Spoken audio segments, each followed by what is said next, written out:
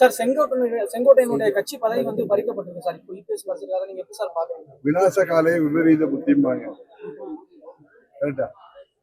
அதுதான் ஒரே ஒரு செங்கோட்டையன் ஒரு மூத்த தலைவர்.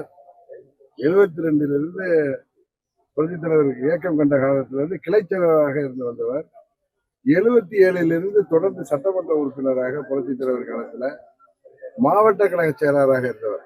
87 புரட்சி தலைவர் மறைவுக்கு பிறகு அம்மா அவர்கள் தலைமையேற்ற ஜே அணியில அப்பொழுது அமைச்சராக இருந்த அண்ணன் முத்துசாமி அவர்கள் கூட அந்த மாவட்டத்தில் 11 எம்எல்ஏக்கள்ல 4 பேர் தான் போனாங்க. இவர் கூட 7 பேர் இவரை சேர்த்து அம்மா அணிக்கு அன்றையிலிருந்து அம்மாவின் தொண்டராக இருந்தவர்.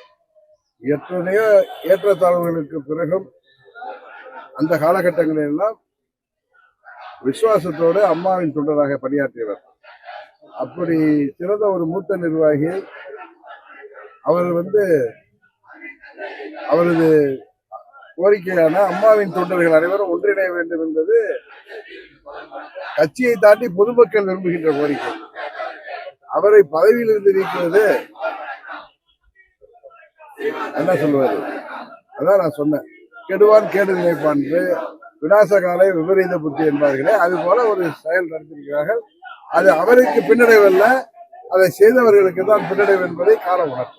செய்திகளை உடனுக்குடன் தெரிந்து கொள்ள கீழ்கண்ட கேபிள் மற்றும் டிடிஎச் நெட்வொர்க்குகளில் எம்நாடு செய்தி தொலைக்காட்சியை காணுங்கள். பாதகம் செய்பவரை கண்டால் நாம் பயம் கொள்ளலாகாது பாப்பா. மோதி மிதித்து விடு பாப்பா, அவர் முகத்தில் உமிழ்ந்து விடு பாப்பா. அண்மை செய்திகளை உடனுக்குடன் தெரிந்து கொள்ள இணைந்திருங்கள் எம்நாடு தொலைக்காட்சியுடன்.